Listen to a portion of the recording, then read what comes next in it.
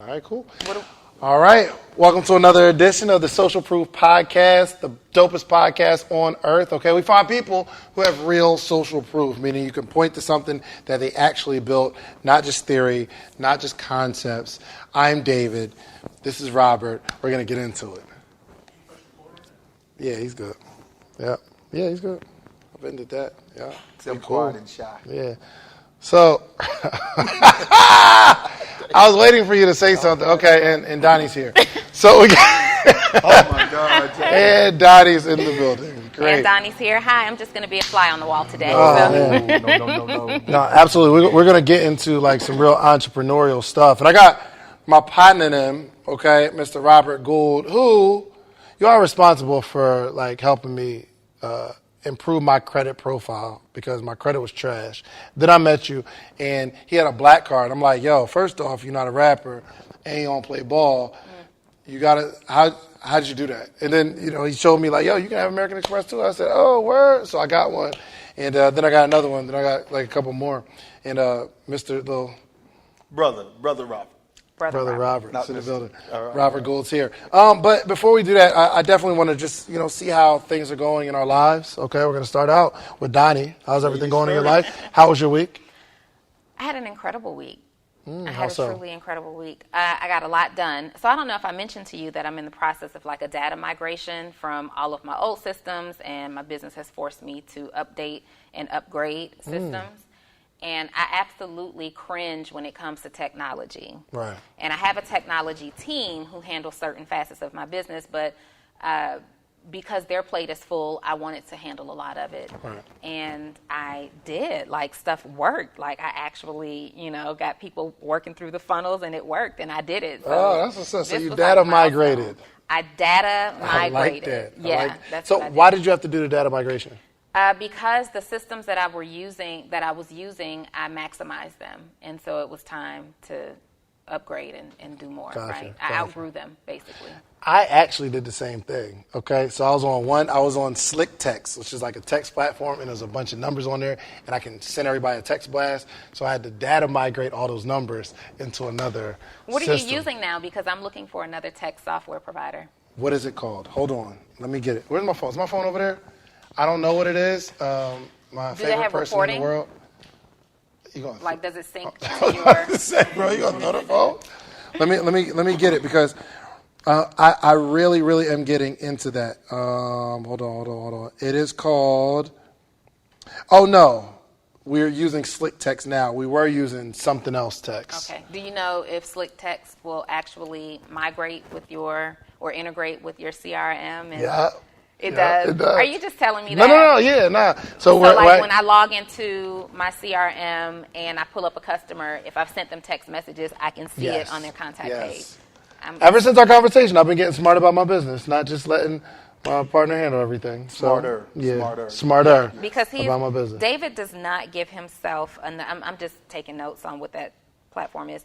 Slick Text. I'll look at that because I was looking at something else and I loved it, and then bam, the information doesn't migrate over. Gotcha. Anyway. Okay.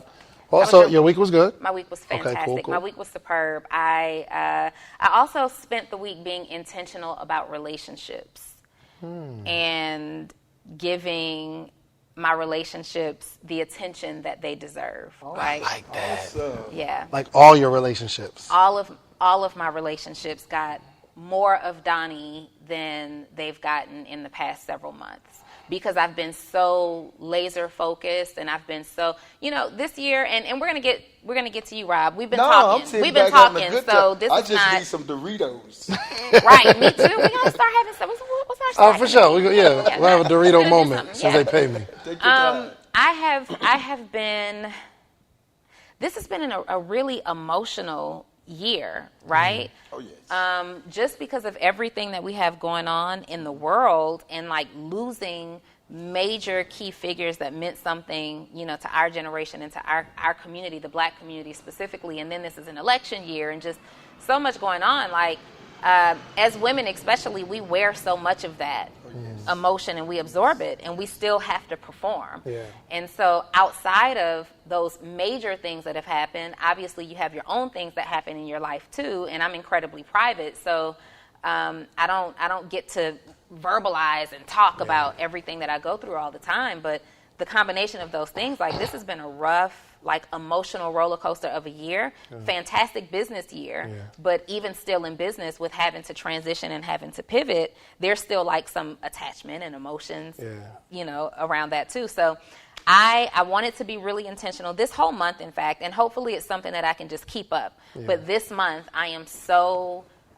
focused on being more present in my relationships because the people who I love deserve it for sure. Good. Yeah, that's a really important topic to discuss because we're going, and I will say you carry it well. Like you are always on your game, and I'm thinking, I know Donnie's a woman. I know she goes through things, but she's always this superhero to me, right? And for you to really just say, yo, I go through things too. It's an emotional year, up and down. It just shows the strength of the people who win are dealing with the same thing that the people who don't win go through. We just go through it. We just keep going. Like you can't stay stuck in the middle. You have to, you know, you either turn around and go back to what it was before, which for most of us that isn't an option, or you just you keep going until you see that window or that door open and you walk through it, climb through it, whatever you have to do. I want you to know that you're loved, okay? Guess what that's So called? are you. What's that? It's called life. That is called life. That's all it is. That's called life. Before we get too deep into the lesson, Robert, I have to ask David first, just because that's our format. No, right? I was going to ask Robert because I saw the way he was about to go somewhere with that. Like, no, that's it. Yeah, no. What I want before we get really deep though, how was your week? We're just meeting. Hold on a second. Let me get this mic together because I feel like it's going to hit your chin. Okay. You don't have a whole lot of neck. Yeah. Look at him. That's my hero. You don't got a whole lot of neck here, but So you and I, Robert, are just meeting for the first time today. Physically, but that energy we got is the same. But let me tell you about my week. That's what I want to hear. That's been the best week ever. Here's why. The week before that is gone. The following week hadn't got here yet. So at the end of the day, every week, folks, when we wake up in our right mind with the usage of all of our limbs, we might even have some pain. It's what we make of it. Yeah. And that's what I do. I just happen to be in Atlanta today hanging out. Love it. And every time I get to Atlanta, I'm gonna reach out to Dave. Hey, Dave, what you doing? If he can fit me in, I'll fit in. I had no clue I would be doing this, but for the people that know me and know my brother David, anytime he needs me, you show up. I'm gonna show up. That's what relationships. That's why I am so intentional right now about my relationships, because people show up for me. They show up, and I want to make sure. And I show up too for important stuff, but I want to make sure that it's not a calendar event or a holiday or something highlighted where that mic is really bothering you. It is. Why don't? All right, so Just let it hang down then. No. Because it'll like move. put it right here. Hold on. I think. See, if he had told me I'd be doing that, I could have dressed for it. Rob, I've never seen you wear anything different. Check out my last video. Rob wears a hoodie and shorts. No. Rob wears a hoodie and shorts. No, I don't. All year round. No. In the winter too? No. I'm talking All you about gotta do is look at my video snow on made the ground. 7 years ago. 7 years ago. But it's gonna be collared. But and we're gonna talk to how you got to this point where you can just wear what you want and just hang out. I find that interesting. I definitely want to talk about that. I know somebody else who's just like that. Tell me though, David, before we move on, how was your week? Like how? And I want you to give me the real answer, because people. Oh, so my answer wasn't real. It was motivational. It was motivational. We want to know how you. Let's start over. And let me tell you why. I want to know how your week was. I really want to know. You ever pass somebody and you're like, "Hey, man, how you doing?" Are you really listening for the answer? I'm really listening for the answer right now. I want to know how you. But here's the thing, though, because you went straight to me. And so, are you really listening to the answer? I listened to his ansser, but Rob is the guest, and I want to allow him to share what he's comfortable sharing. Hey, Rob's my boy. He can go on the heat. It's okay. We can give him the heat. Absolutely. It's all good. Well, Rob, I want the authentic, transparent. How was your week? Monday through Friday, I woke up. I sent out a scripture. Monday through Friday from 6 to about 7:30. I went back to sleep. since I didn't play any golf, and I am really aware of this Corona thing. Yeah. I just really stayed in bed. Okay. So this was a self-care week. Would you say that? Yes. Okay. I like it. Okay. I like it. Well, how was my week? Did anyone ask me? Yeah. Okay, good. So now my week was awesome. I am understanding this podcasting game Yeah. on a whole nother level. I'm understanding how to generate revenue. Okay, so guys, listen. If an ad comes up, just click it for your boy. You know what I'm saying? Hold me down. Just click that joint. But I really found a passion in this thing. I don't really want to do anything else but podcasts. I don't want to do anything but interview people and talk to people and let people in on some of the conversations. I found my passion. I really, really did. So this is podcasting. This is called podcast. Yes, this is podcast. Yes, right, this is you know what's podcasting. interesting about that is growing up as far back as I can remember, like I always admired Oprah and what she did, and I always wanted a talk show. Yeah. I always wanted a talk show. Awesome. And we manifest this stuff. Like, look at us. Like, 100%. this is what we're doing. 100%. We're doing that. You found your passion, and it's something like I actually considered going to school for communication and journalism because I wanted a talk show. Wow. And then here we are together, partnered on this segment. Absolutely. And it's exciting. And think of some of the conversations we have, like we're sending each other text messages back and forth of interviews. And not for the person being interviewed, but for the interviewer. Yeah. Admiring their style. Yeah. Ever since I was a kid, I would watch those. Absolutely. Ever since I was a kid, I would watch the David Letterman show, or Jay Leno, like those late night shows, or Oprah, things of that nature, in Arsenio Hall. Yes. But they were always the stars to me, not the person they're interviewing. Like I saw this one. I remember one time Arsenio Hall. He like just snapped on the crowd. It was like just something he was super passionate about, and he was going back and forth with the guests. And I was like, yo, that is so cool. He is control. It's his show. And I was like, yo, I think that's cool. So, yeah, interviewing people. Unscripted. Always That's unscripted. what I like. Yes, Absolutely. yes. So my week was never awesome. know. Impromptu. That's what We never know. We never know what we're going to talk about ever. Absolutely not. And That's we what make it legit. That's what make it real. yeah. But if you think about it, some of the conversations, like if some of the conversations we've had over the years, like me knowing both of y'all, if any one of them were recorded, people would take notes on them. Absolutely. Oh, yeah. You know what I mean? So Absolutely. let's jump into it, man. Well, let me say something else. Sure. Here's something I really want to say about this past week. I am so impressed. People that look like me, you might be a little lighter than me, but showing up for the voting and being committed to the commitment. Folks, you know about us. Once we get something, we take it to another level. And we're finally understanding the game of this politics. And I am so happy, especially for the young folks, because the young folks are really what got the OGs, the old folks like us, to really understand. And politics, folks, is just like anything else. Once you learn how to play chess, whose phone checkers, is that? that's mine. I didn't know I was going to do this. It's all good. Yeah, That's all I'll good. cut it off. No, it's all good. No worries. But I am impressed. Laying there in bed, watching the people vote. It's just good. It's good because we had a bunch of folks that died. I am 58 years young. So what year were you born? 1961. So walk me through 1961. Where'd you grow up? Because for you to see this now, and all the stuff that's going on right now, and to come up in the 70s, it's different, ain't it? Yes and no. And here's what I mean by that. By being an athlete, and where I grew up in Columbus, Georgia, even though it was racism, sports has a way of sheltering you from that. Yeah. Being a young black guy with young white guys, we just accepted each other for our talents. Right. Okay. I'll never forget. I was the only black that made the all-star baseball team, and this was around, and y'all might be too young to realize this, but it was around the beginning of the Atlanta child murders. I remember. What's hearing that? it, yeah. What? Where it was a guy somebody was killing young black kids.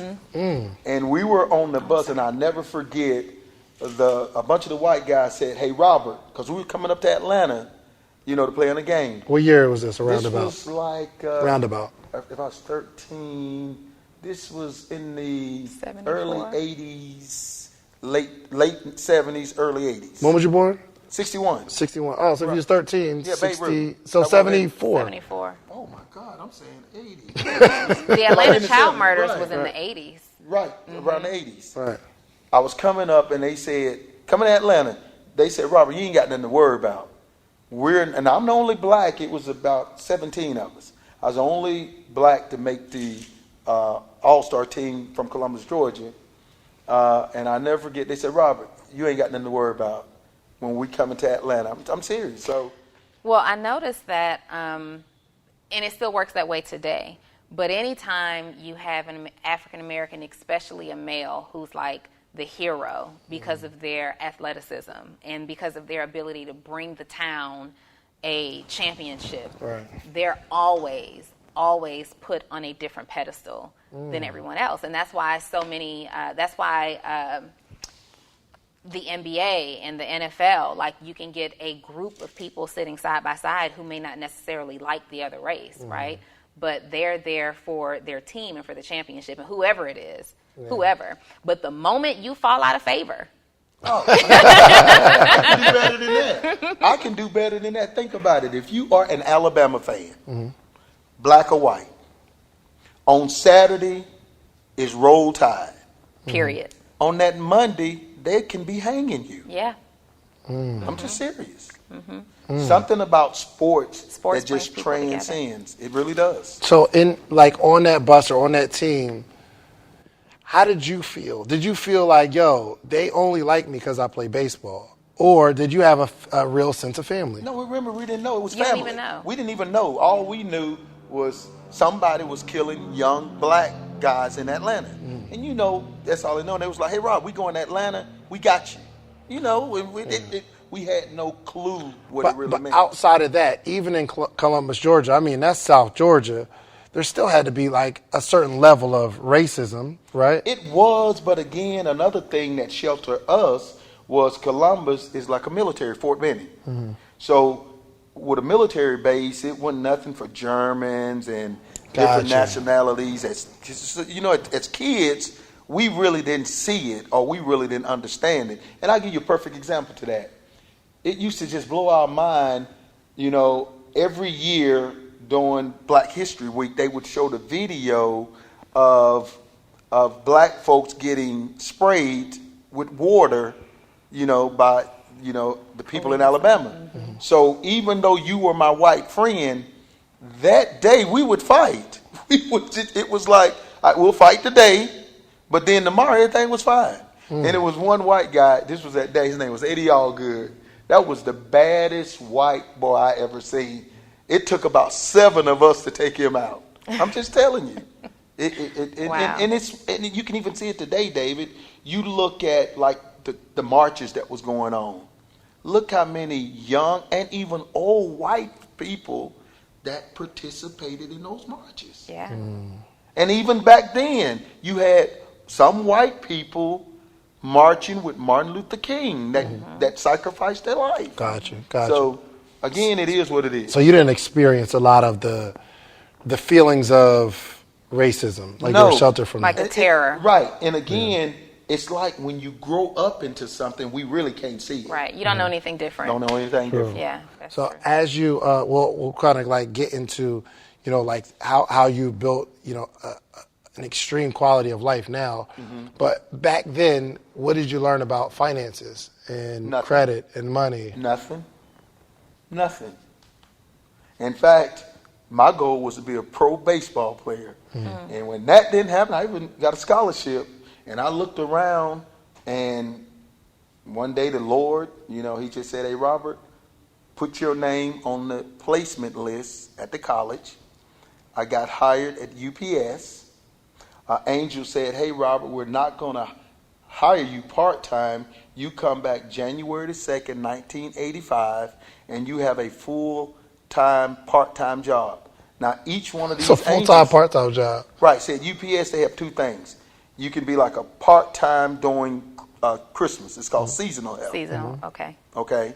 And then they have full-time, part-time folks that works like in the morning from like 4 to 8, Monday through Friday, you'll load the truck. And then they had part-time people that came in the afternoons and unloaded the truck. So you had a full-time job, but you was part-time. So split shift. Yes. Kind of like deal. that. Yeah. I mean, but it works for UPS. The same amount of full-time hours, but you split your shift. but you Would split you your believe shift. I was a package handler for UPS? Were you really? So that means you were sweating? What? Come on. Steel toe boots. Come and on now. Hard hat. Well, I don't think I wore a hard hat. They didn't Yeah, feel it too was- good in the wintertime. They froze. No, I literally was handling packages because And then you learn a lot from that. I did. But honestly, in full transparency, it was the highest paying job that I could get in Full college. benefits and everything. Yeah. So I was with it. And they, 4 to 8, 4 p.m. to 8 p.m. I think it was like $15 an hour at that time. So 4 p.m. to 8 p.m., 4 hours. Yes. To unload the package cars. Okay. And then 4 to 8 in the morning to load them. Oh, I Split see. shift. Split shift. No, Well, but you only did the one. So you would work 20 hours a week, either in the morning or 20 hours a week, 4 hours. how is that full-time if it's only 4 hours? Full time. Listen, again, they have what's known as UPS is seasonal so help. stupid. No, it ain't. It's stupid because you just don't know. That's right. So it's That's right, ignorant for you now. But it's full-time, but you only work 20 hours a week. Right. That What'd ain't you get? full-time. That's fam. called part-time. That's part-time, full-time. I don't know about that one. I like to be wrong. And then you have full-time drivers that work 40 hours. Yeah. So you had part-time people like me. Watch your mic, though. Your mic. My bad. You had part-time people like me that was full-time because I worked part-time all the time. And then, Dave, Dave. watch this. So you were picking up a bunch of part-time shifts. No, my job was you're a part-time person, Robert, but you're going to work 5 days a week, Monday through Friday, forever. I see what you're saying. Okay, And then you have part-time Oh, so folks. you were a scheduled part-timer. Yes. And then you Right. have part-time with the It's a schedule. full-time job. You just don't work the full-time. give it up for David. And then you have part-time people that come in and work from maybe September to December. So Seasonal. those was just seasonal part-times. Seasonal part-time, full part-time. Yes. All right, man, shout out to that job. Well, I did that for 2.5 years. 2.5 years. Drove for 8 months, got promoted in management, and that was my beginning of financial freedom. Why? Because most of the management people didn't look like us. They looked like the European Americans. And they were the ones that said, Robert, you need to get an American Express card. They didn't know what an American Express card was. How And old that were you was- then? When was this? This was 85. Okay. So I was about 24, 25. So this is where you learned about credit and like 401k and That was the beginning. okay. I didn't really start learning about it to 2006 because when you're an executive at UPS, you make a certain amount of money, you can get what you want. See, bad credit is how the financial world goes around. They love people with bad credit. But how did you figure that out? What was the paradigm shift to say, okay, I'm working this job, I have this great corporate position with UPS, I'm making money like I've No, I never. didn't find that out till way past that. Okay, so when Till was in it? 2006, when I first looked at my credit score, and it was a 486. And then I was like, Ain't the lowest 5? I thought the lowest. What's the lowest? 350. 3? 350. What do you have to do to get a 300? Get a It's- 350? Trust me, it's easier to accomplish a 350 credit score than you think. but it gets better, folks. Goodness gracious. In 1989, my wife wanted a new car. And whatever mama wants. Mama gets. So a good friend of mine, his name was Ralph Isom, he had bought a 88 Nissan Maxima in Auburn. So he said, hey, Rob, I got a finance guy. All you got to do is call him now. 88 to 89, that's when they changed the whole model of the Maxima. But here's how my call went. I called him up. He said, hey, Robert, how long you been working at UPS? I told him. He said, send me a check stub. And then he asked me, where did I want my payments? Now my friend was paying $600. Mm-hmm. He said, "Where do you want your payments?" I said, "Anywhere lower than $600." Mm-hmm. So he said, "Robert, I'm gonna do you a favor. Yours is $550." And I was like, now watch this now. 2006. Hold on, what year was this? This was 1989. Your car note was $500? No, $550? $550. In 1989? Of course. Golly, was it still the 5-year system? We didn't know. All I knew was mine was cheaper than my partner. Right. So it was a deal. Now watch this now. Fast forward to 2006 with a 700 credit score, because then that's what excellent credit was considered. That same car cost me $220. Yep. So in 1989, I was paying 2 times and a little bit for what? One car. Simply because I had horrible credit. I didn't know anything about credit. All I know is I can get what I want. What happened though? I know what happened for me to start making me become really financially aware and wanting to learn about credit and stocks and trading and investing. What was it for you? Because this is now... A guy named Pedro Burgess, he was a guy that worked at UPS with me. He had told me about a company that fixed credit. And I was like, man, come on. I work at UPS, man. I bleed brown. I actually, listen, folks, kid you not. And I'm glad my God had me to live so I could figure this out. I was so brainwashed being an executive at UPS. I actually was telling people, if you cut me, I bled what? Brown. Come on. You too? It is what it is, folks. I really said that. And William Barfield, he was like, Robert, you need to really be mindful of what you said. I didn't know no better. See, you might say, but Robert, you was 20-some years old. We don't know what we don't know. You don't know what you We don't know. So why? Okay, so I was actually in the mall today, and we have a kiosk in the mall, so I'm like talking to people, and this young lady said, "No, I love my job." Right. So you were in that position, and I'm not saying that somebody doesn't love their job. When I met my wife, she said she loved her job, and then for some reason, she just don't want to go. Like, You know why? It's called the king. The queen called the I'm king. like, yo, I thought this what you was in It love was with. till she figured out, whoa. Then she But- became in love with you. For sure. We're not going to do Dre. So walk me through the mindset, because now you're an entrepreneur and you like really live on your own terms. What's the difference between the person who bled brown and the person who says, yo, I can't be restricted by that? You ready? Yes, sir. It's called education. Simple as that. Education. See, people can argue with each other, but facts are stubborn. Facts don't change.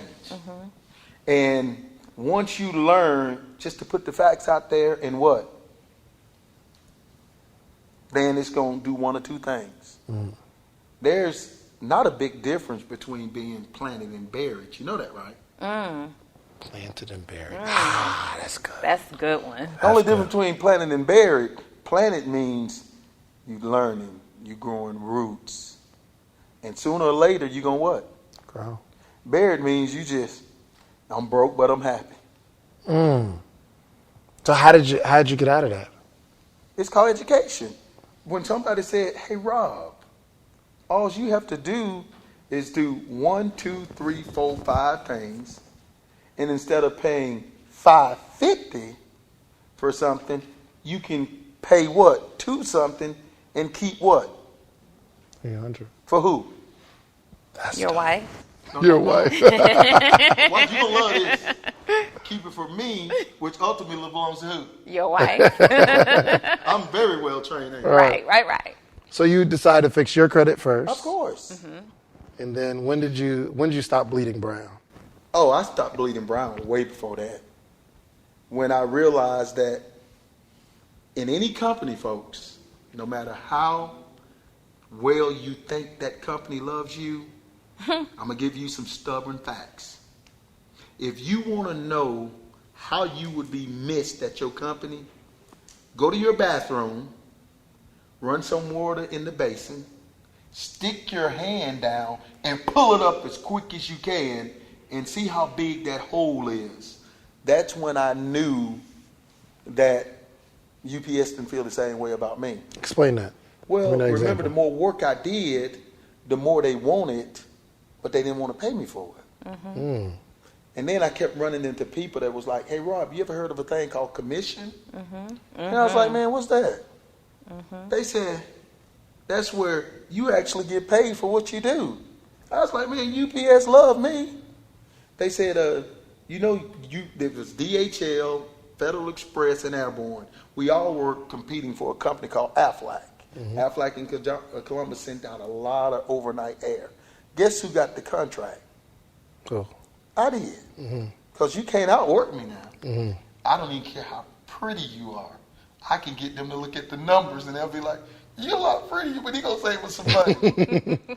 Now I got that account. I got the plaques on the wall. I got the letter. I still, I have those as a reminder. But the guy from Airborne said, Robert, if you had got that account with us, you would have got $200,000. But the salary at UPS stayed the same.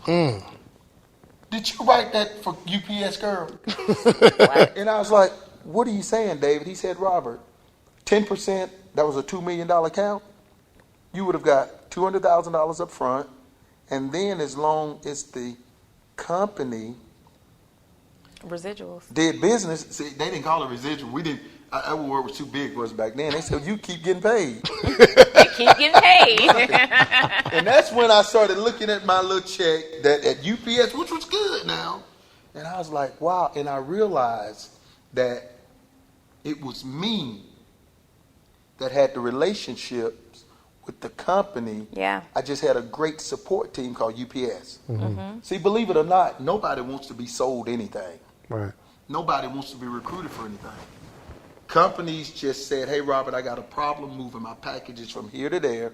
Can you do it? Yes. Are you good at it? Yes. Then they looked at cost. See, business people don't look at cost at the end. Because if you can provide a good cost, but your service sucks, then what good is it? Yeah. So I'm telling you, people that lead with cost, you're gonna lose most of the time. Yeah. People believe in value-added services because there's a reason. Watch this. David, do you live in a brick house or a double wide? Brick. Do you live in a brick house or a double wide? And a double wide is a mobile home, folks. Neither. She lives in the she sky. I know. She lives in the sky. She's good. Thought lives in the air. The reason a lot of people don't live in a double wide or a mobile home because of the safety. Absolutely. When the wind blows or when it rains, because you can walk in some of those and they are beautiful. The furniture, so a lot of people going to pay more for safety. For the safety. That's it. Yeah, business is about solving a problem. And so when did you realize that you could go out? Because now, here's the thing. You're going to love this. Here's the thing. You're now in this position where you realize, okay, my income is capped. So now I have a problem. But here's the thing. Like before that, the money I was making is fine. Right. It wasn't the cap. And then you realize because you don't know what you don't know. But the moment that the education, right, now that someone's put you onto this information, now you're like, okay, so this entire time, because of what I've experienced in my life up to this point, this works for me. Absolutely. But now that I realize that there's another company or another way, another model per se, and now I'm salaried and commissioned, now this check, no matter how big it is good enough because it's capped. So then commission comes into play. Now you realize, okay, I have a problem. I don't like limited pay. I don't like capped pay. So the solution now is to now position yourself to earn commission. Yes, but it never was the money. Even when I left UPS, I stopped having fun.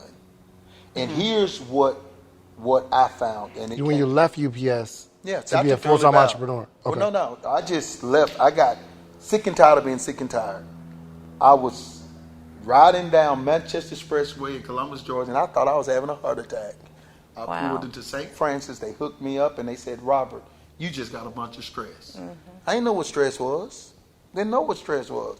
All I knew was I was not happy doing my job anymore.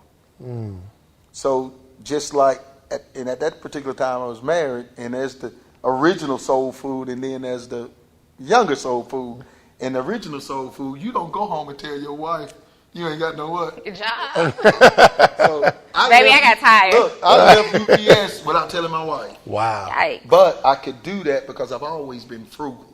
So you had money I saved. lived, but I have no money saved, but I lived way below my means. So you didn't have a high overhead. Right, and I just didn't quit. I had enough to cover the basics, and I started off by getting vending machines, 2-head vending machines, bubblegum vending machines. So you love UPS, you bleed the stuff, you get tired, you get educated that like there's more money out there, and then freedom and time. Yeah, I mean, that was but the main thing. But yeah, so you realize that you can make more money to have this freedom and time. I couldn't see replacing UPS income. See, that's one of the ways UPS get you. You know, I was at that particular time. I was grossing about $80,000. You don't just go replace a UPS income. You don't. You know what? I'm so glad. I'm so glad that I worked at the Cheesecake Factory as a server because I was only making $35,000 a year, which made it easier for me to quit. Right? But when you're making a higher income, it's a lot harder to let thing go. I don't know if I'd have left if I was making $80,000. You would have, because it's all relative. Just think about it. What was his name? Sprewell. Latrell Sprewell. Yeah. He turned down $85 million. New York Knicks said, "Hey, Sprewell, here's a contract for $85 million." Sprewell said, "No, my family can't eat off of that." And New York said, "Really?" He said, "Yeah." They rebuked the contract. I'm just telling you. It's all relative. I'm telling you. You get to a point, David, and even doctors, you get to the point where there's no satisfaction. It's the love of money that's the root cause of all kinds of evil, not money itself. So more importantly, when you know who you are, but when you know whose you are, it's like, hey, if I can do it over here, I can what? Do it over here. Yeah. Because think about you, David. Ain't too many people gonna outwork you but Robert Gould, right? Say no. Maybe a Donnie, but that's it. Or Donnie. But that's it. That's something that we can control. And even when I got promoted into management, I didn't have no degree. I'm sitting around with all these European Americans. They graduated from Florida State. They graduated from the Citydale. They said, "Robert, what college did you graduate from?" I said, now it was called Columbus College, but I ain't no fool now. I said, I finished from the University of Georgia at Columbus. Never forget that. Right. But what I did bring to the table that was a work ethic that's second to none. Yeah. And even what I do now, same thing. See, a bunch of folks do the same thing I do, but what they don't have is that work ethic that I have. Did I break something? Nah, you good. Just put it in my pocket. Put it in your pocket. You have David over there on edge. He's looking at the mic. I know every time we do this, I'm like, yo. No, when I left my job, I was calculating a number. So not that I have a love for money, but I am in love with eating, and I understand that eating requires income. So it's not, for me, I feel like it would have been dangerous for me to make too much money because I'm super logical. Meaning, if I was able to replace my income, right, with T-shirt sales while I was making, I'm making $600 a week, and I can make $600 a week on my, in my business. If I was making $80,000 a year, which is what, $1,500 a week, and I get used to that particular lifestyle, I don't know if I'd have said, like you said, you don't just replace a UPS. In my head, I can replace a Cheesecake Factory. As a server, I can go get a job anywhere. So I'm like, okay, I can leave because I'm not making much money anyway.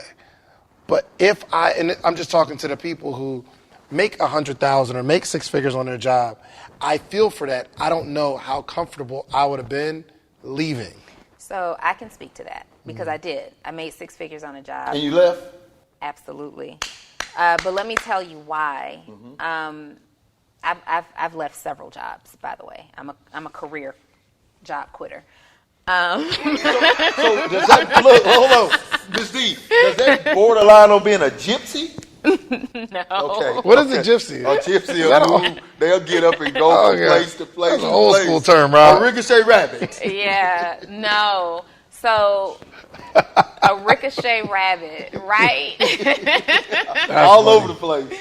So, no, for me, I learned commission really, really early. I was like 19 when I learned commission. I was selling cars. 7 years ago? Yeah, 7 years ago. Cool. I was selling cars. I sold houses. Like, you name it, I kind of did it. And I was once a person who said, man, I'm making all this money. Like, this is amazing. This is great. But I identified very early that in sales, to make a lot of money at that time also required a lot of time because I didn't know anything about automating, right? So I have to show up to sell cars. I have to show up to sell houses. But let me tell you what did it for me. I was selling condos at this property in Buckhead, and the developer lived somewhere else. I don't remember where he lived anymore.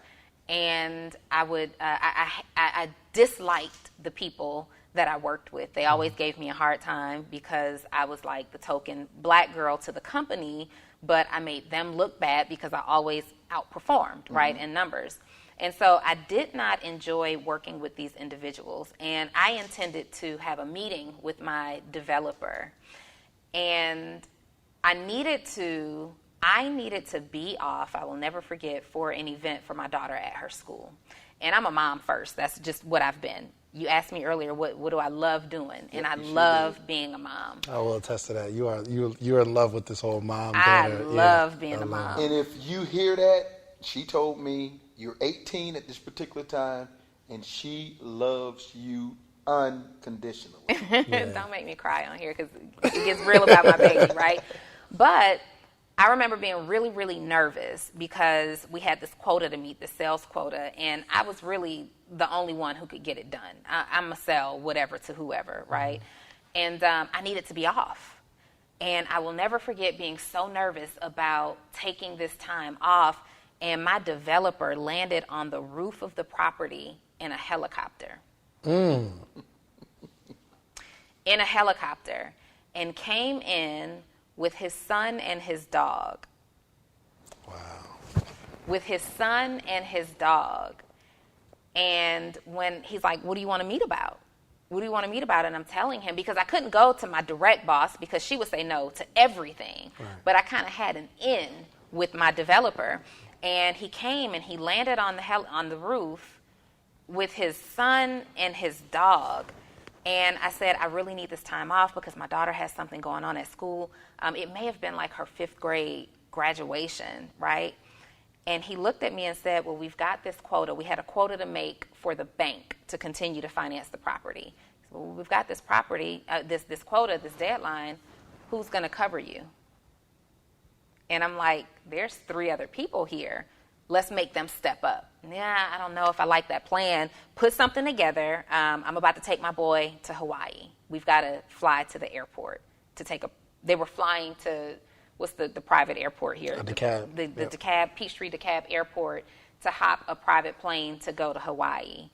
And I felt so small in that moment. Here's this man his son, who is my daughter's age, is landing on his father's property in a helicopter to listen to him tell me, well, you can go if. But me and my dad are about to fly out on a private flight to Hawaii. In that moment, I said, this is not going to be my life. I knew at that point that it wasn't about the money. It had a lot to do with my pride, and it had a lot to do with what kind of example am I showing my daughter. I will never ask for permission again to attend her most memorable events while I'm working for somebody who doesn't give a damn about that. They're hopping a private plane to take their son to experience the world. Meanwhile, I'm asking if I can attend a 5th grade graduation. Wow. So what happened, if you don't mind me asking? I went, and I dared somebody, right? I dared you. Like, you know, when you're an asset and you bring something to the table, it was kind of one of those moments where, like, well, If you got to fire me, you got to fire me, right? But I'm so valuable to you. Here's the thing. I'm so valuable to you that I wish you would. And then when you start to realize what you said, the people who were buying were my network. These were people who I established relationships with. So the moment that you realize, number one, that you have a skill set, and then you also have the network, it's a wrap. It's a wrap. That makes sense. You know, and I just have a different experience. So actually hearing these stories of like being passed over or like not being treated. Yes, I've never been in the corporate world ever. It was always a server job. I went from working at Olive Garden to a security job.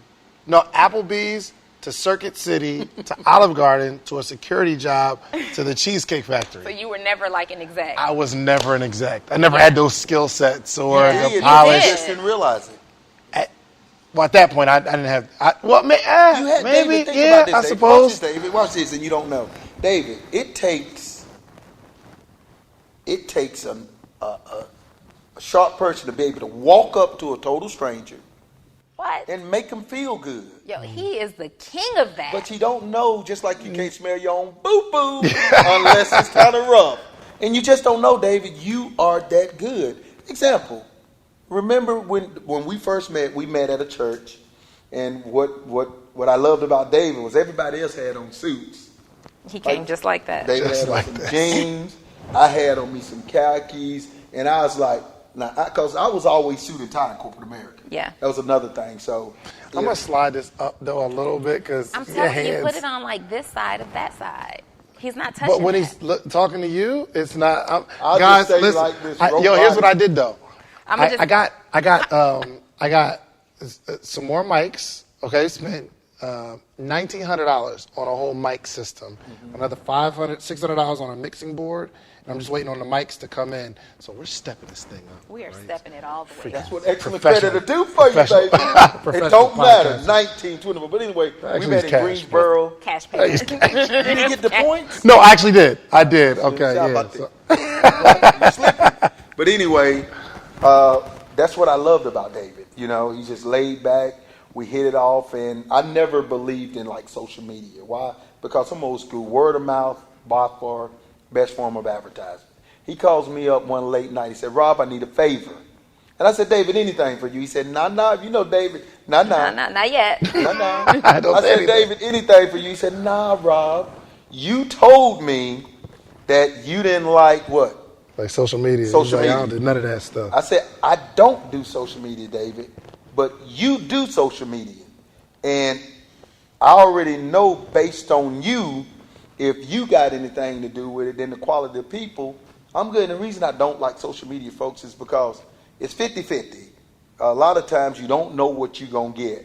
But with David, I know what I'm going to get. I'm going to get the correct information to the correct people. I don't have to worry about him over-promising and under-delivering. What David's going to do is put it out there. That's a fact. And if you like it, great. If you don't, no big deal. And that's what I'm all about. So that's why I'm telling you, man, you thought you were just a plain old server. You did. Yeah. You had no idea that God had something bigger and better for you. You're right. It took a lot of development. It took a lot of development. So I can honestly say I didn't even have the mindset to be in a corporate office to wear a suit. I was in prepaid legal for a while, so I learned how to tie a tie. And I guess I guess I could have, but I never really wanted to. It's okay. Well, and you know, the interesting thing about that is I consider you the lucky one in this scenario. Like, I probably spent too much time in corporate America because it felt good, because it was air conditioned and I got to dress nice and I got to network with people who were more successful than me. And, you know, it looked good. It sounded good. My mom could brag, right? So I stayed there much longer. I envy your journey. Like, if I could have just for a few years been serving somewhere and been able to identify really early, this ain't it. Yeah. Can I interject? You Please. can. You know you got the right to be wrong, right? I just want to qualify that. I love it. This is a I podcast love here. how you lead in. Now, you know you have the right to be wrong, right? I do have the right to be wrong. Tell me about it. Everything, Ms. D, for a reason that you did, you had to go through that. Had to. You had to. I agree. And we probably would have took. I'd have probably took your challenge differently, and he'd have probably took mine. Yeah, I mean, but in retrospect, right? There's always hindsight. Yeah. And so in hindsight, I look at someone like David's story, and I'm like, man, we always say, if I would have just started this earlier, if I would have done this earlier, the difference is you didn't know, right? You feel like you didn't know. I always knew. I always knew that I wanted to be. That's why y'all women are like that. Maybe, but I always knew that I was going to be an entrepreneur. I always knew that I would be successful, but I still struggled with the fear that corporate America will have you scared to leave benefits, to leave. No lie, to leave checks. I've been hearing it. Absolutely. I've been hearing this, and I was just talking to one of my clients, and he said, it's amazing because he is running a 7-figure business, 7-figure business, and he still works his job. Guess why? Benefits. For the benefits. Oh my God. In my head. So, and it's dope. So now he's like excited, and we're going to do some things together, and it's going to be dope to hear his journey. But I hear that all the time. No matter how much we're making on the side, we got to stay there for the benefit. And my question was, if you just had to pay for pay for insurance, how much would it be? Exactly. That's my question all the time. Yo, how much? Just pay. Just make more money. And so now my answer to everything now, being on the flip side of it, my answer to everything now, even my mom will say stuff like, well, don't you have to factor this in? Or what about retirement? You just make more money. You just make more money. That's the answer. So it's not a love of money. It's money is a necessity to fund the lifestyle and the necessities that you desire to have in that. So if there's a shortage somewhere, just go make more money. You can't pay your rent? Go make more money. Yeah. You can't eat what you want to eat? Go make more money. It's funny. Someone commented on our last podcast that we released. I said something in that podcast. I said that we were talking about Chipotle, and I said that I deserved to eat fine dining. Yeah. And I do. 100%. I don't take that back, right? So the thing is, we are so wired and brainwashed to make ourselves believe that if we want more, we're conceited, or we think we're better than, or she must think she's all that because I deserve fine dining. I don't deserve preservatives that's packed up in McDonald's. I don't want that. Nobody deserves that. You don't deserve this garbage that they're feeding us in the food. You deserve fine dining, right? And the difference for most people between success and not being successful is not really coming to terms with what you actually deserve. You deserve it. Like, you deserve to be all those things that you wrote down in your journal and on your vision board. You deserve it. But you're not going to get it until you are not afraid to admit, you know what? I deserve thicker material on my clothes. Yeah. I deserve to be able to wash my clothes and they don't fall apart the first time, right? I deserve to eat good food. I deserve comfortable shoes on my feet. I deserve to live wherever I want to live. Until you come to terms that it's okay, it is absolutely okay to deserve or to feel like you deserve, it may not happen. That's a fact. It may not happen. Let me, sure. And David, I don't know if I ever shared this with you, but I was talking to my financial guy. He looked at me and he said, Robert, do you have life insurance? I said, sure. He said, Robert, do you know that you are uninsurable? Now, Ms. D, have you ever heard that before? I am uninsurable. Because you have life insurance? No, I am uninsurable, meaning I don't need life insurance. Yeah, no, not like that. Okay, I've heard it for health reasons. And here's what he said. He said, Robert, think about it. Give me a nice life insurance policy. $1 million, right? Yeah. He said, Robert, you are uninsurable. Why?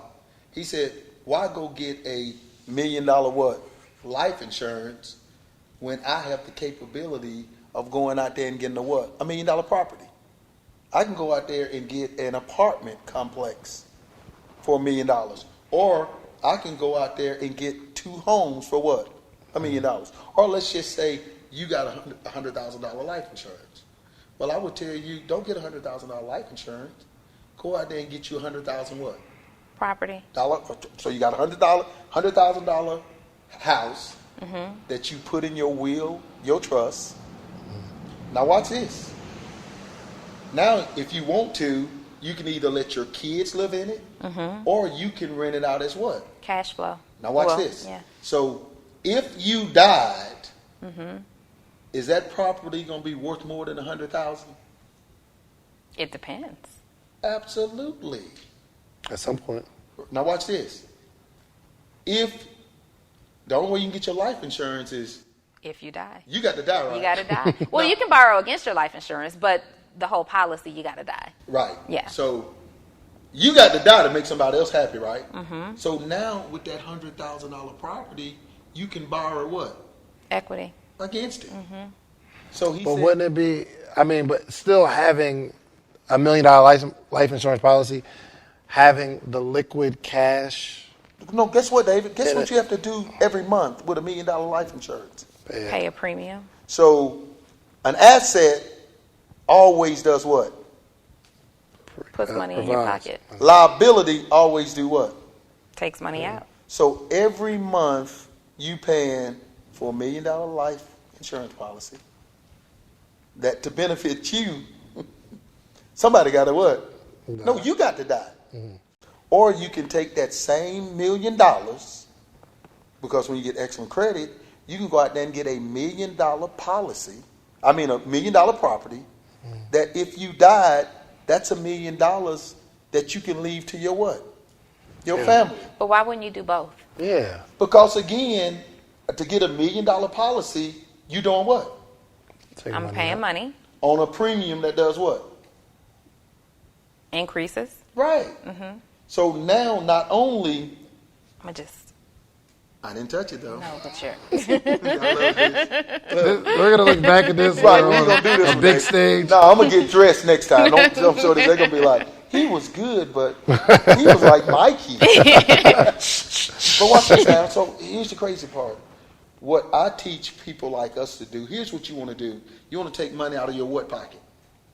Left, Okay. and move it to your right, what? Right. And then take it out of your right and move it to what? Back. And then from the back to the what? Other back. And keep it in, circulating as far I'm as you only can before following you your get hands. out. Okay. I was like, dang, how they know that together? I don't know where the next I'm I was quick. for sure after the back pocket, it was going somewhere else.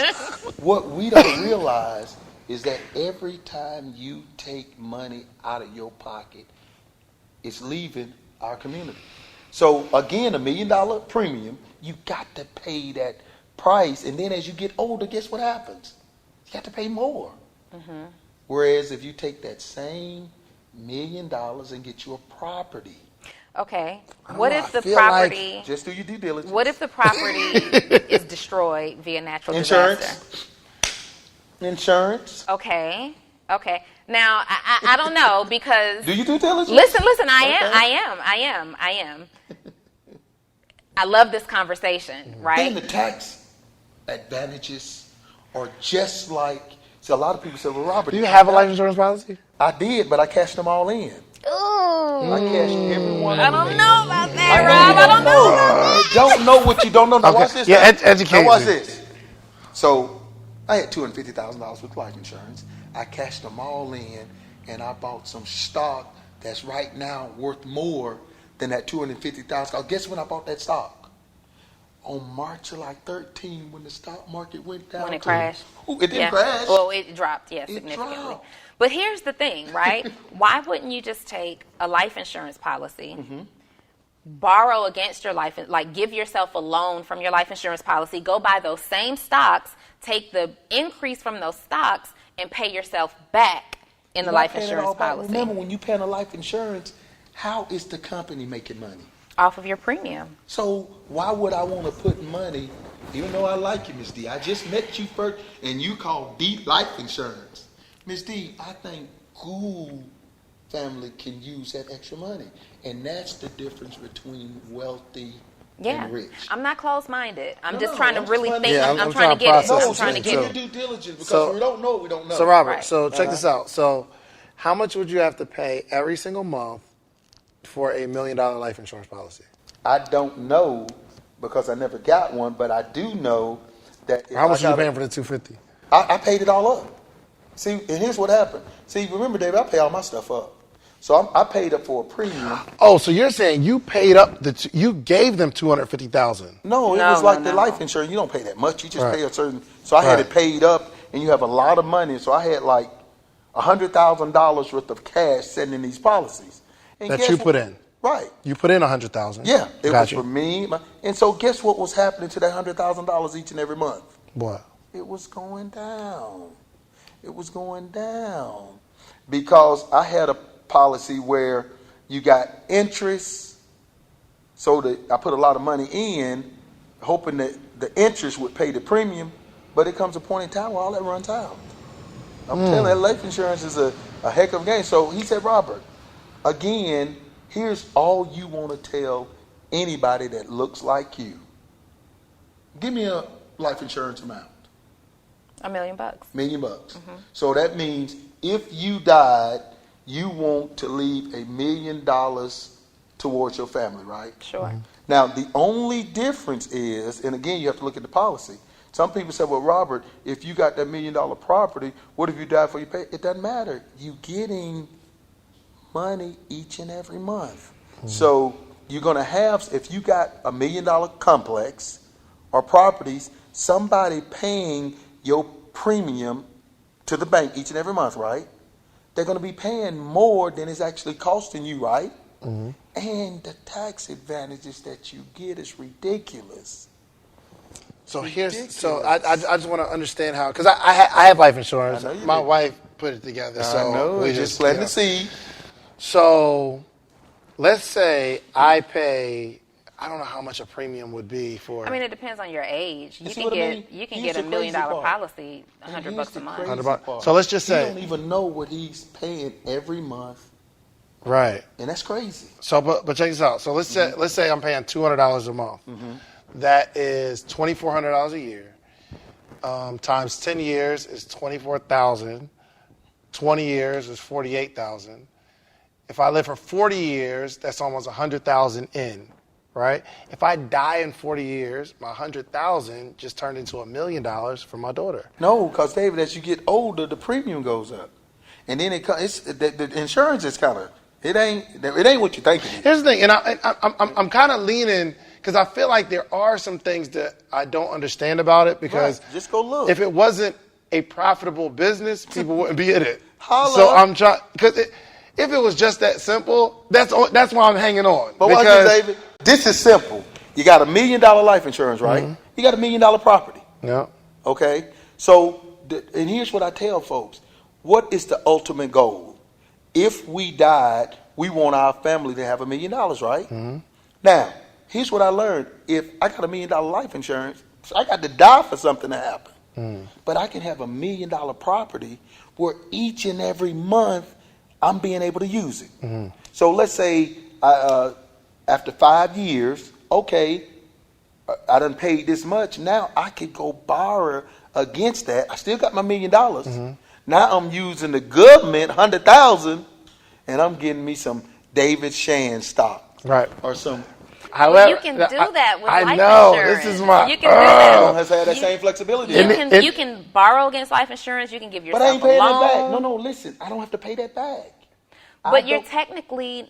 No, I'm not. Somebody else paying that. Remember, I got rental property. Somebody paying my life insurance policy, and I'm getting a lot of money left right, over. but even if I took a loan out against my life insurance policy, whatever I'm doing with it, if assuming that I'm using it for another asset, I just take that money and put it right back. No. Right, or check this out. But over 10 years, if I'm paying $200, and let's say I die after 10 years, then in that scenario, it works all the way out, right? Because in mine too, I got to look. Remember, brother. No, because you don't have the whole $1 million. Can I cut it? Because you can cut them. I got my $1 million property. Okay. State Farm. They cover my property if I die, just like your house. If you got more. Oh, hold on. Give it so up. you're saying you gonna have hold on, not yet. So you're saying if I have $1 million property and I have a mortgage on that thing, let's just say I owe $900,000. Right. And I die. Right. The mortgage my kids no longer have to pay that mortgage. They absolutely have to pay that No, they mortgage. don't. It doesn't transfer? No, not if you're dead. You got to remember there's a difference. You have to settle that property. You don't just... Tell a trust. I don't know. Explain it. I don't know. I just know it works. See, remember, I stay in my lane. See, there's things called a will, a trust. And a trust, So yeah. in a trust, it don't belong to you. It belongs to the trust. Yeah, But the trust bank still owes that has to mortgage. There's some pay. things out there. Now remember, watch this now. Watch this. And here's the cool part. David, remember, give me a nice apartment complex up here that's probably worth $1 million that people. So we got that. Yep. So pretend that's mine. Yep. I died tomorrow. What's going to happen? It's going to go up for auction No, if it you're ain't. willing, right? The people still paying my rent.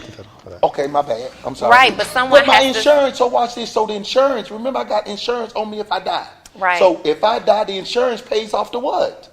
The mortgage. So now it belongs to my family. If there's enough to cover it. No, it ain't. It's like if you got a house, just like your car. Why do you have car insurance? Car insurance then came up short.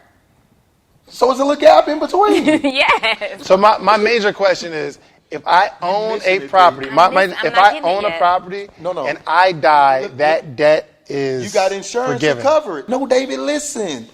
You take out insurance. So if you die, whatever you owe on that property, insurance going to pay it off. Once they pay Life it off, insurance. it belongs to you. Life No, insurance. he's talking about property insurance. Property It's the same way. insurance. David, it's the same thing. But You got life insurance if you die, they pay your family, right? Right. You got property insurance if you die, it pays off the property. But that the right? insurance pays Let off me the look. value of the Let me property, look. not Don't matter. necessarily the balance. This is- that this is- does matter. Okay, This see, is I'm not- this it's is so awesome. Do Because your due so diligence. check this I out. am. So some people argue about sports. This is a good argument We're to have. not on. arguing. I'm If This is I definitely some die, new information. does property? So I got, Your property insurance, it's going to pay off the property. they're going to, if it does, it's going to pay the value, just like a That's vehicle. why your house go. That's why every year, if you look at your house, see, my house was valued at $500,000.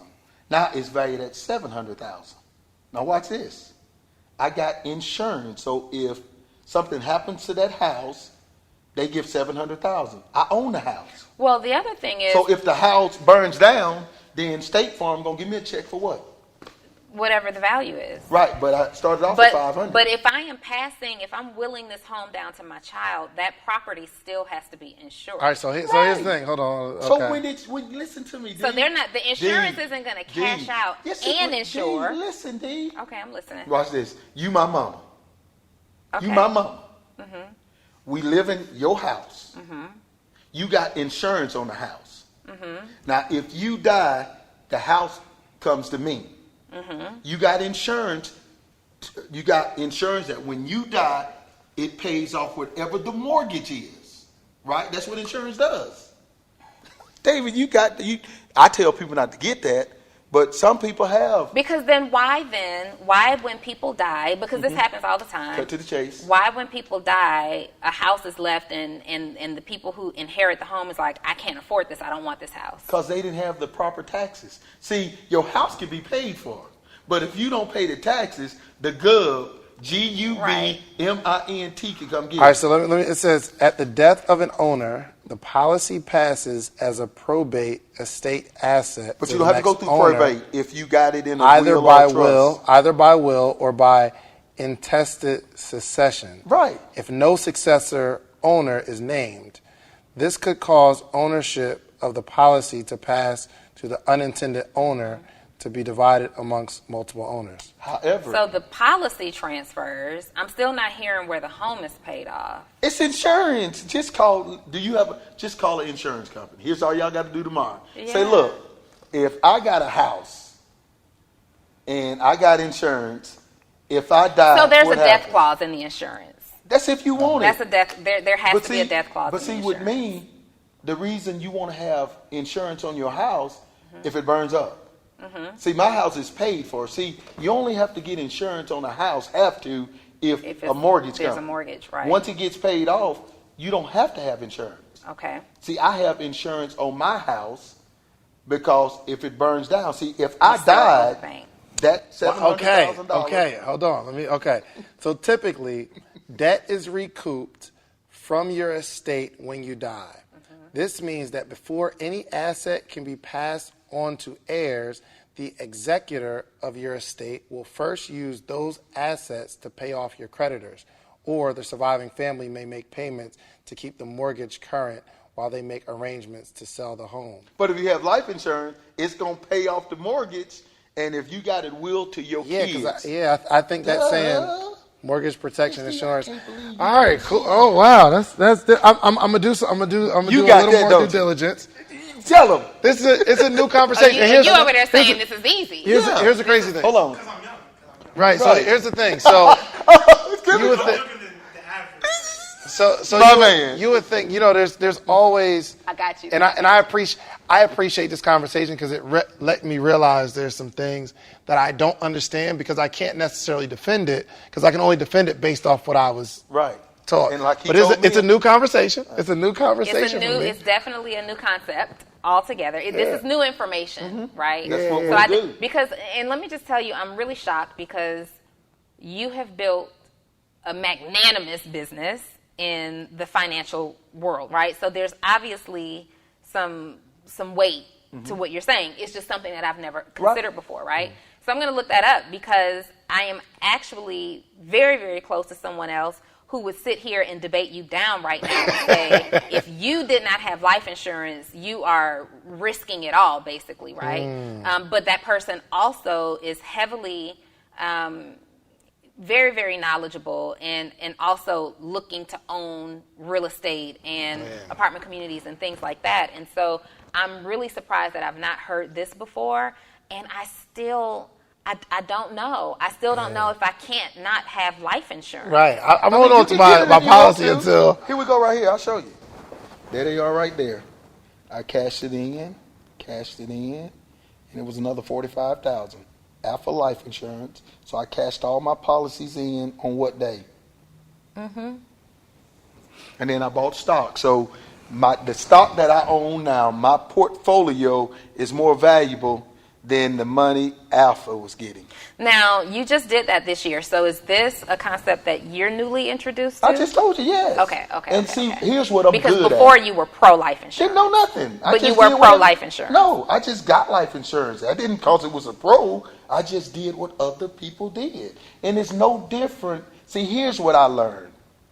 See, the God that I serve, not my God. See, people got different gods. That'd help you with an argument all day long, won't it? I don't know about your God. But the God that I serve. My God will pay off that house. What? The God that I serve. He's going to pay the house, will it to the kids, there you go now. split the assets, We need to upgrade the cabinets. See, they talking about faith in No. Okay, go ahead. The God that I serve said, Robert, I'm going to send this man to you at the perfect time and tell you that you are uninsurable. I didn't know what that meant.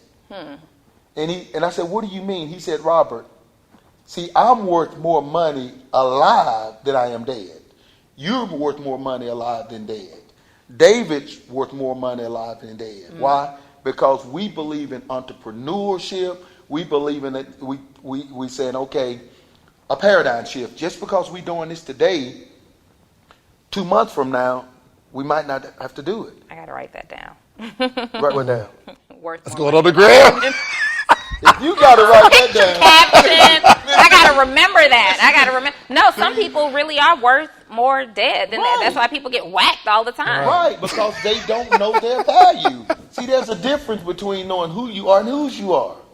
That's true. Right. So even my boys will tell you, my 3 boys, they said, Daddy, we can't wait till you die. Jesus. You probably outlive us, so that's why they got the same entrepreneur spirit. All my sons' houses are paid for, their cars are paid for, they got excellent credit. But getting back, he said, Robert, you are uninsurable, meaning that you can't buy enough life insurance. You can't buy enough life insurance to cover you. Why? Because you're worth millions. And see, my ultimate goal is I'm going to be worth $500 million soon. Alive. I know it. I'm living to be 99. That's a good question. Do super wealthy people have life insurance? A lot of them don't because they uninsured. So here's why. Wealthy people believe in assets, not liabilities. See, I don't care how you do it. If you taking money out of your pocket, that's called liability. When money come into your pocket is an asset. So you go to a wealthy person and say, would you rather have $100 million life insurance or $100 million business? Because remember, you can take that and make more money with it. Instead of giving your money to, and because David, think about it. There's some big money in insurance. That's why they do it. And then here's the crazy part now. Can I use you as an example, Ms. D? Absolutely. How many different life insurances have you paid into in your lifetime? 2. So that's what they do. Life insurance people say, shoot, you pay us for 10 years. And then when you move on, guess what they do with your money for 10 years? Invest it. We know that. I'm into this conversation right here. Golly. They invested. Okay, so all of our homework, is to research this new way of thinking. Because I know in the very beginning, they're in the comments like, no, he doesn't know what he's talking about. But the cool thing is, like, you're, more wealthy than me. So I'm definitely taking heed to the conversation. We got to follow up on this. Just to see. We got to. Again, is it for everybody? Yes. Is everybody going to do it? No. Love it. I love it. And I'm sitting here saying to myself, even if I'm still going to keep my life insurance. Absolutely. and that's great. But the cool thing, Ms. D, now you know it's something different. Because I'm all about, and here's what it boils down to, folks. Assets, liability. Dang, it just helped me realize, too, am I more valuable dead than alive? You're more valuable alive, David. And I can prove it. Unless I pass right now. No, you still good. You got life insurance, right? I got life insurance. That's what I'm saying. I'll be more valuable.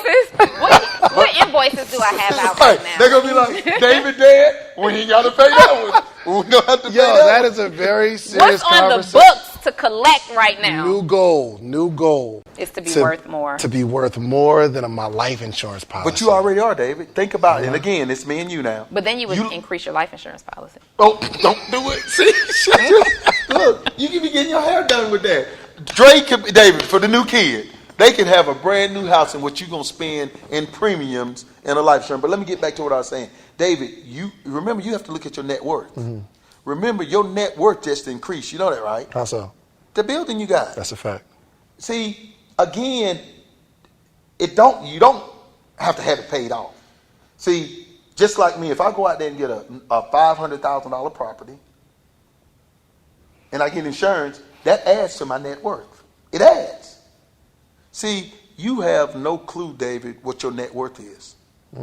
But when you go look, it's going way out past the insurance. I'm running through some numbers tonight, brother. That's all you got to do is look at your house. This is amazing. I'm enjoying this conversation. Okay, so dang, I can't even really pivot to nothing else. Ownership is so important. That's why I own everything. I have zero bills. All my houses paid for, all my cars paid for, and I use other people's money. Absolutely. I pay cash whenever I have to. For my property taxes, I pay cash. People say, but Robert, isn't there like a 3% processing fee? Yes, I paid my property tax. The GUB Mint charged me an extra $350, but American Express gave me that back in points. So let me ask you, what do you do with your money?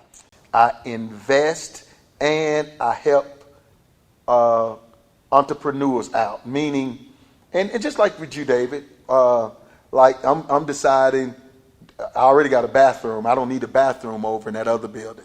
So God's going to tell me what to tell you, what I can help you with. But that's what I want to be able to do. You got something on it? That's what's what? Oh, please. But remember, David, you have no clue. You have no clue what you've done for me. You don't, which is good. That's why whenever you call me up, I'll be there. I love being able to give to the Fellowship of Christian Athletes. My church loves me. My pastor said, Robert, if you're going out of town, Don't forget to drop your ties by. I mean, it is. That's it. See about us first. Absolutely. See about us first. And I'm telling you, folks, when you pay your tithes, you never have to worry about anything else. But that's what I'm able to do. People that know me call me frugal. People that don't know me call me frugal because, like David said, I'm me, and I believe in investing in people that's going to invest in themselves. Why? Because number one, I don't know. Well, I do know.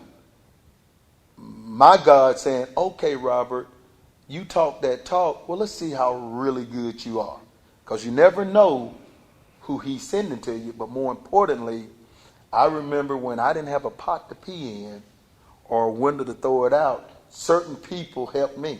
Absolutely. Absolutely. Wow. And you don't have to cry.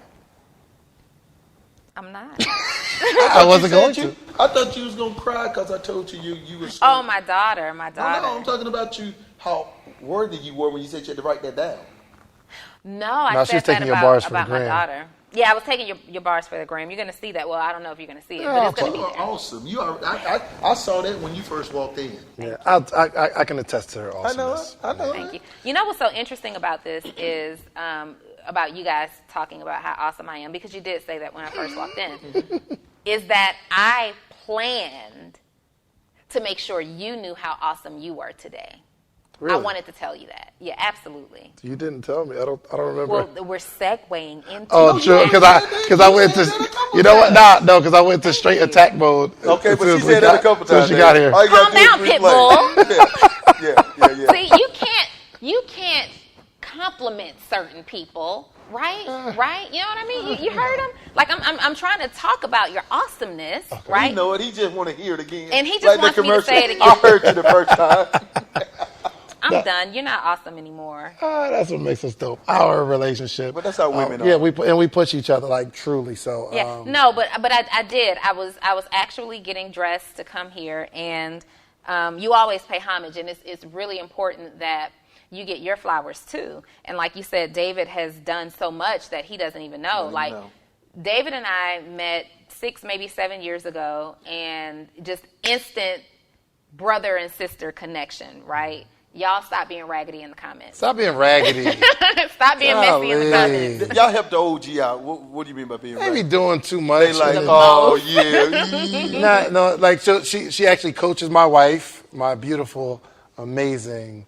Yes, Miss A. How you doing? Awesome. I heard you doing good with the pregnancy. Oh. All right. Count the bag. All right. Well, I didn't really put it on the gram. David. We're in here now. I Not that I'm not ashamed. I just didn't. Edit it. Because we don't want everybody to know. No, it's all good. You guys get the exclusive. By the time this comes out, I'll probably have. That's true. She posted it. I thought she was showing. She is, but Yeah, she don't come outside like that. they're just kind of tiptoeing. Yeah. See, so here's my thing, and I like the people that I know. It's like for social media, my life is so public. Everything I do is so public. It's certain things that I Absolutely. I keep at home, and not that I. And I'll be making a post because I know she's looking at like, bro, what's up? What's up? I keep saying my loving husband. I love my husband and my family. She been waiting on this this at home like, yo. No, let me tell you what happened. Robert said it out. Now you ain't got no excuse. Let me tell you what happened. So I was like, she said she posted it something like, and she's like, oh yeah, all the people that say congrats. I'm like, all right, that's what's up. And she said something like, I don't know if you want to post it or not. I don't know if you want to share it. And I said, man, yeah, we probably just need to take a picture or something like that. The next day, she was like, yeah, I called Tom and set up a photo shoot. Well, Miss A, I see how God works. Miss A, you can count on me. Listen, she's like, yeah, set up a photo shoot. I am waiting to share, okay? Like, I have known for quite some time, just, for the record. But I am waiting to share this information. Yeah. But no, David and I are like brother and sister, like, for real. And just like what you were saying, he's done some. You've done a lot. Like just in this, you don't need a podcast co-host. You just don't. You're awesome, right? And I know you want it. I know you want that dynamic, and I love to be here. You know what I mean? Hey, he done good. Thank you. But you part of your purpose that you probably don't even see yet is sharing your platform with other people. Oh, yes. Sharing your platform with other people. You have single-handedly helped to grow my business. He always says I'm a better coach than him, but you've single-handedly helped to grow my business, right? Just off of the network. And anytime that we get together and do whatever, it always like it's just such a huge impact, right? Which is my purpose. Right. So you sharing your platform and us coming together, me and David are always like, what are we about to do? What are we about to do? What's the next move, right? For sure. That small, it's really not small. It's huge. It's huge. And you need your flowers too. You're awesome. Like you're awesome. And you impact lives on and off the gram, just like real tangible stuff. And that's what's important, like real tangible stuff. I know that when I did I'm not going to tell you how much money I made, but I made a lot of money when I did that training. Get his 10%. I give Shans, I pay him referral fees. Okay, cool. I do. I throw him a few bucks. Them last $2. So can we go to Ocean Air? But let me tell you what happened, though, okay? First off, I'm accepting people in the comments like going in on me thinking Donnie's bougie. Somebody said Donni and her too cute self. I don't even read the comments. I like to read the comments. I be reading this. It's one troll. I'm not going to call you out, but you a troll and I see you. Well, first off. I like it. I don't be kidding. No, but back to all the good stuff she said about me. Continue. I'm just waiting. No, but thank you. No, I had to like really make a joke because actually while you were talking, it really, I really felt like true appreciation. No joke or anything like that, but it was really thank you. You know what I mean? Because I really do my best to just provide for the people. I genuinely want to help. You know what I mean? I genuinely take pride in knowing that I've been able to help someone that's already awesome be more awesome. Yeah. Like I love like working with Brandon. Like when I see it, it's like it's so inspiring to continue to move forward, to be able to just give somebody a nudge because people don't give nudges out here. Nobody's giving nudges. I just need a little so when we had this right here, I think Rob gave like $5,000 or $10,000 for the bathroom, and I was like, in my mind, what's that come with? You feel me? Because it's very few people that genuinely want to just, here, it's just a little help. You know what I mean? In my bathroom, he did an excellent job. I'm gonna make sure it says the Robert Gould. No, leave it as it is. Here's why. Let me tell you, Ms. Facilities back there at the bathroom. The least people know about you, absolutely, the least they can use against you. Yeah. And everybody don't receive it that way. Mm-hmm. Now, good, bad, right, or wrong, it is what it is. Look at that. He's taking notes. See? He's taking notes. That's what I'm talking about. That's what you taking notes. Look at that. Now, which one you take? The least people know about you. Mm-hmm. Because, and it is what it is. If a lot of people knew the kind of money that I made within my company, they would quit. Mm-hmm. They don't want to work for you because you make too much. Right. But it's just the way it is because they have no problem doing that for Mr. Child. Exactly. But we can't get mad at them. Guess why? But for the grace of God, we probably thought along those lines at one time. Yeah. Yeah. Wow. Yeah. Wow. All right. So this has just turned out to be an amazing podcast. Now tell them how it came out. Hey, David, I'm in town just hanging out. Yeah. Yep. He was like, yo, I'm about. No, he didn't say that, Donnie. No. He said, well, I'm finishing up at the kiosk. Because Patricia asked me, did you still do that? So I knew the kiosk was way over there, and I was over there. And he said, I'm going to do a podcast, swing by. So I was like, okay, because last time I didn't swing by because we got tied up.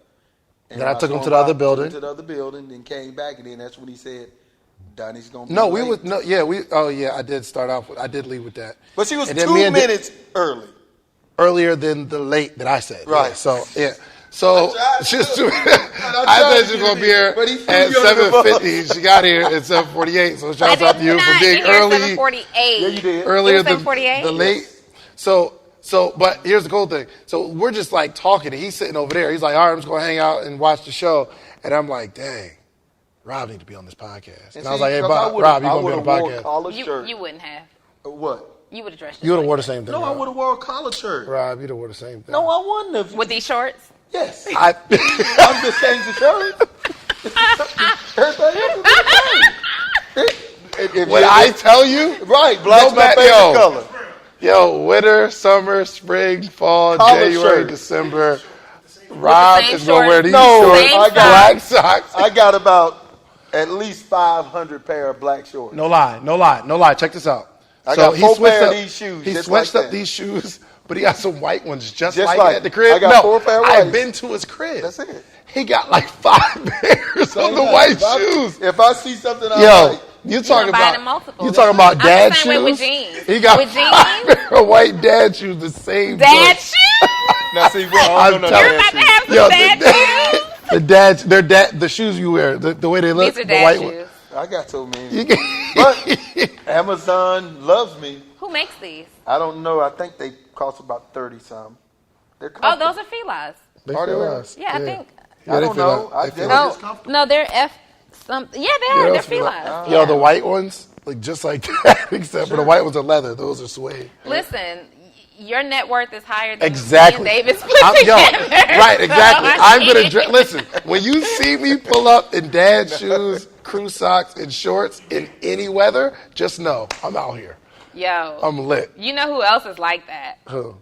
Somebody else is like that, just wearing not dad shoes, but likes to. Y'all just wear saying the same dad, clothes. D-A-D. Yeah, yeah. Like So, Pop. like you think about the shows back in the day, like some sneakers that Danny Tanner would wear from Full House. It's like the shoes you wear are dad shoes. Okay, Bill I didn't Cosby know. shoes. No, much Nah, different. Bill would No, wear Bill some. was dressing. He had on Oxford. When y'all see my white shoes, because the thing I'm thinking about, y'all think about like zoot suits. No. All right, so actually, I'm gonna show you what dad shoes look like. Oh, You'll be okay. like, yo, yeah, I got those. Okay. I'm wearing those. They are comfortable. They are comfortable. Yeah, you go for Because my comfort feet first. are so flat. Tell me you don't got Yes, Yeah, yes. that's him right Hold there. on, yes. I got those. it. So what did audio, Dottie. What did I put in the Google search? Dad That's shoes. And then I'm pops up. I'm a Google search. In fact, I'm a next time dad I shoes. come, I got a brand new. I never A wore 'em. brand new pair. I'm gonna wear them. Brand I spanking new. 'Cause I was typed trying to Google figure search. I put in the Google search dad shoes. I love Pull up it. all pictures. He said, "Yo, yes, those are the ones I got." I freaking love That's all it. good. All right, so give us some game on before we get out of here. Credit. So understanding credit. How should we use credit? How important is credit? Cash is king, but credit is everything. Today, if you don't have a 750 and above on all 3 of your credit profiles, you probably paying too much for your light bill, cable bill, gas bill, whatever. It's only 5 things you have to do, folks, to improve your credit. You don't have to send in no letters. Letters don't improve your credit score. What letters do, they allow stuff to get removed so it won't show up against you. The 5 components of the FICO scoring system: 35% paying your bills on time, 30% credit card usage, 15% how many positive trade lines you have, 10% what types of credit, secured or unsecured, and then the other 10% how often you applying for credit. I have 27 credit cards in the car. The reason I have 27 credit cards, I use all 27 each and every month if I don't do nothing but buy a bag of potato chips. Why? Because when I make that payment, it reports to the credit reporting agency. So if 35% is paying your bills on time, and if I got 27 of them, then I got 27 positive things hidden at 35%. If 30% is your credit card usage, keeping it below 30%, what that means is if you got a credit card with a limit of $1,000, go out there and use that $1,000. But by the due date, which is really 45 days, they say 30, they give you an extra 15, and the reason they do that, let it compound. But if you pay off what you used in that 45 days, you don't have to pay any interest. But if you use 1,000, pay at least 700. That'll keep you under the 30% usage during the payment date. That's 30 more positive points being injected into your credit score. So if I got 27 credit cards, that's 27 times 30. So at the end of the day, folks, credit cards are the number one thing that you can use to pump up your credit score. But guess what? If you don't properly use them, it's the number one thing that can crush your credit score. Why? Because it touches all 5 components of the FICO scoring system. And watch this. Let's say you had an 800 credit score and you had a bankruptcy. You're so passionate. We start talking about credit. I'm on a roll now. You got an 800 credit score, bankruptcy, tax lien, and child support hit your credit score and knock you down to a 600. All you have to do is go out there and get you a secured credit card. Let's say you don't send in no letters or nothing. You get you a secured credit card, or you go out there and get you a bank loan, something that reports to all 3 credit agencies. Watch this. You get that credit card, you use it properly. Guess what's going to happen to your credit score the next month? Go up. It's going to go up. It's going to go up. So you can have negative items on your credit profile, but if you master those 5 components, you don't never have to remove those negative items, and your credit score can go back up to 750, 800. Why? Because when a negative item hits your credit profile, it only does the damage one time. If that bankruptcy knocks you down from an 800 to a 700 and nobody knows the score, it's going to only lock you down at one time. The next month, even though that bankruptcy is still on your credit report, it's not going to affect your score again. It's just they're hovering. Sure? It's they're hovering, just making you look bad. So why do we have people to send in the letters? Number one, to make them feel good. But number 2, to hopefully get that item removed. So if somebody's looking at your credit profile, even though you might have excellent credit, you have the job, you have the money, they can't say, well, I just don't want to give them that loan because at one time, 27 years ago, they had a bankruptcy.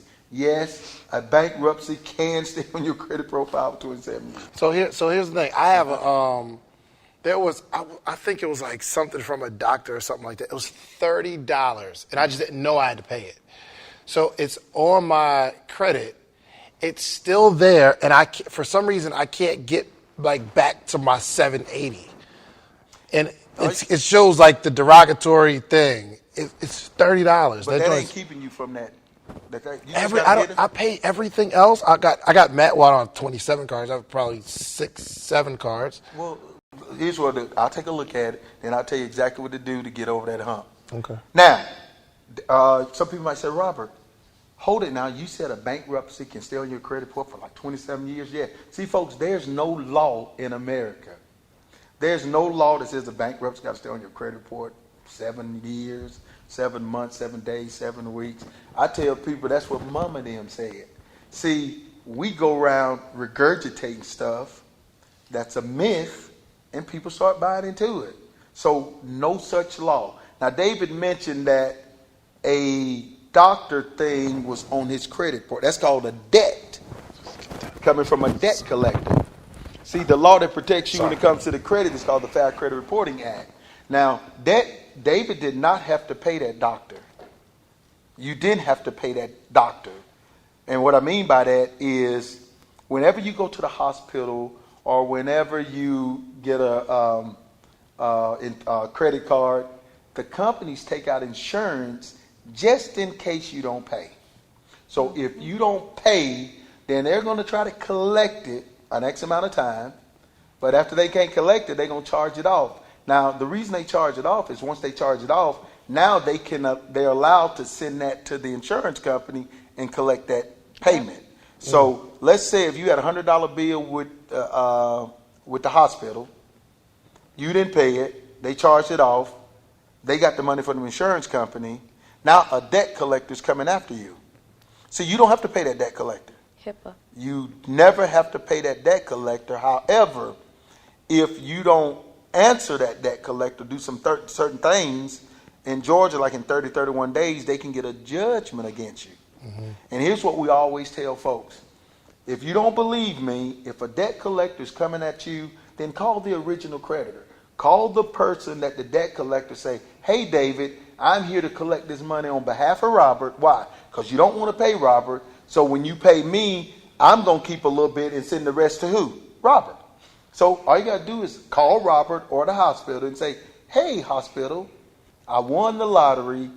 that $100 that I want to pay you, I'm ready to pay. They're going to say, great, give me your phone number, or they're going to have something to try to attach your name with their account. So when you give it to them, guess what they normally say? Well, David, we have no record of you. However, you need to call who? The collections agency. Now watch this. And what's your name, my brother? David. If you loaned David $200 17 years ago, and David calls you back, and he says he wants to pay you your $200, what you gonna do 100% of the time? Take the money. Gonna take the money. The reason they can't take the money is because they've already been paid by the insurance company. That's why they can't take the money. Got it. Now remember, and remember, David, you owe them. You owe them because that's who you did business with. You always indebted to them. But if you try to pay them and they don't want the money, then what should you do? Keep it. Don't pay debt collectors. Right. Just you got to answer them now. And the law that protects you is called the Fair Debt Collection Practices Act. And whenever a debt collector bothering you, you can Google creditors validation letter. So I'm giving you some information that attorneys would charge y'all thousands of dollars for.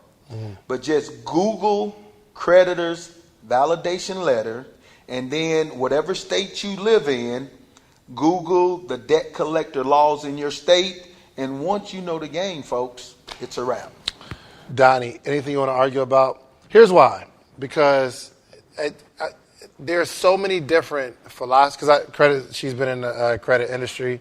It's like different philosophy. You know, it seems like there don't be no right or wrong. The Lakers. It's like you good? I'm good. Oh, you agree? Okay. Oh, so okay. Oh, Good information. For the most part, I agree. Yes. What don't you agree with? I can't say that there's anything specifically that I don't agree with.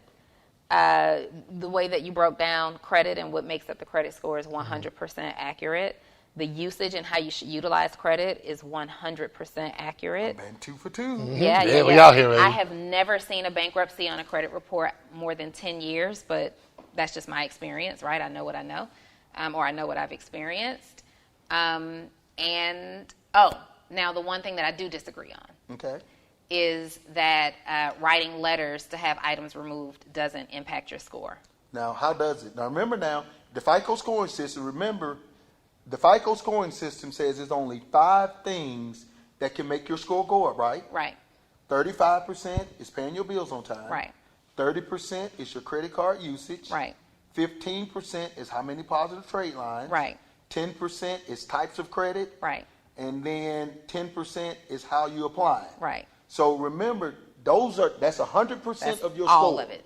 So getting child support, getting stuff removed does not fall into the scoring system. Well, it depends on what you are writing a letter on behalf of. So if I'm writing a letter to have some late payments reversed, then that definitely will increase my score. It'll improve my score because it goes to the way in which I pay my bill. If I write a letter to dispute a balance that I've used, if the balance is super high and it's over that 30% utilization, and I am disputing the balance and it works in my favor, that's going to increase my score because now we're talking about utilization. So watch this. So remember, now watch this.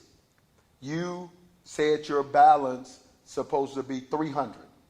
Okay. All right, so they said it wasn't. So when they did that, it knocked your score down, right? Okay. Now remember, going back to the FICO scoring system, your credit card, if you change your utilization, that's going to pump your credit score up, right? So remember, the letter in what caused the score to go up is the utilization. Right. Well, I understand that, but the letter is what initiated the correction. Right. So then guess what? So remember, it's no different than if I use my credit card now and I overuse it, but then I use it properly the next month. See, remember, it's the usage of that. I agree. But it doesn't go all the way back. It doesn't go right back to where it was. No. Here's what we're saying. And she got a good point. What I want people to understand, it ain't the letters that's making your score go up. It's understanding the 5 components. Gotcha. And once you master the 5 components, it's a wrap. But Yeah. sometimes if you write a letter and it helps And in it the affects one of those 5, components, then it will. that works. Yeah, Right, well, but it see, ain't and the letter. Here's Ralph. the thing. It's the 5 components. The letter challenges the information on your credit report. It's not challenging the score. So sometimes when people hire credit repair companies and you'll have information removed from your credit score or from your credit report, your score may not go up. In fact, your score could even go down. And right? guess why it can go down? Because of because of The history. utilization. See, it ain't the card. Right. Give me So some, sometimes you may write a letter She's to short. remove an account, even though that account has negative payment history. If it's your oldest account, like let's say that account was 20 years old and all your other credit is 3 years old, your score is likely going to drop because your history is a huge part of credit. So it's not the letter per se that increases the score. It's what the letter is purposed to do. It's challenging the information on your report, period. Once you get the information corrected on your report, there's a lot of little details behind the scenes that say, okay, what components does this impact? And that determines whether or not the score goes up. Again, it's only those 5 components, folks. If you master the 5 components, it's that simple. Yeah. You don't. Another thing, believe it or not now, one of the worst things, because they changed the law, one of the worst things people can get now is to go pay somebody to add them to a trade line. And here's why. Before the debacle of the 2008, if you had somebody's trade line added to your credit report, they didn't care. The reason they didn't care is because if you reneged on the loan, they would just turn it over to IAG. It was the insurance company that covered all the finance companies. And the reason they went out of business was because they couldn't cover enough banks. So only a few banks got bailed out and some went away. So now you don't have AIG as that insurance company. So now banks are saying, hey, if you want to get a loan from me, person, I don't care if you got business credit. I don't care if you got trade lines. What I'm looking at is you. Because if you walk into the bank and you got a great business credit and you got a great business plan, the first thing that bank gonna ask you is, hey, Brother David, who's gonna be the guarantee of this loan? Which is who? Me. So now they said, we need to take a look at your what? Personal credit. So if you got excellent personal credit, folks, that's gonna gravitate to excellent business credit. Why? Because you can go get exactly what David did. David fixed his personal business credit, and the rest is history. Got $50,000, $25,000, because that's all they looking at. Are you worried that we got all this money sitting in the bank, and we can't do nothing with it? We ain't making no money, but we can't just give it freely like we did up until 2008. So now what's happening to a lot of people is they get these add-ons to their loans, and they're going to close on a home. And what a lot of the mortgage companies are doing now, they're doing what's known as a rapid rescore. So they're looking at it and saying, hey, we got a bunch of things that don't belong to this person, add-ons, so we're going to take out these add-ons and we're going to rescore this score with the actuality of that person. So some people, loans are getting turned down because they're walking in with a 770 score because they got the add-ons, and the mortgage company is saying, no, that's not a true reflection of you. Here's your true score. And a lot of people don't know that's happening. Oh, wow, that's deep. So, Yeah, underwriters have gotten really smart. right, because again, they ain't got no safety. They're on the hook for that. Yeah. So what anybody can do, instead of you going and paying somebody for a trade line, you can go to, it's thousands of secured cards companies out there where you can take that same 300, 1,000, 2,000, get you a secured credit card with whose name on it? Yours. Yeah. And we can show you how to properly use it, and your credit score will go through the roof the next month. I love it. Look, man, we got to wrap it up. This has been a roller coaster of financial education, having me check myself, and everybody who is. We probably got a whole bunch of financial advisors in the chat. You know what I mean? Nah, you ain't supposed. First off, you ain't supposed. First of all, don't use credit. If you can't pay cash, you can't afford it. You got 27 credit cards. What are you doing? I wish we could go down that lane on why we think that way. Because we don't know what we don't know. We don't know what we don't know. And remember, this is not to challenge any of you. Remember, this is what works for Robert Gould and his family. And my goal is to share it with you. If you see value in it, great. If you don't see value in it, no problem.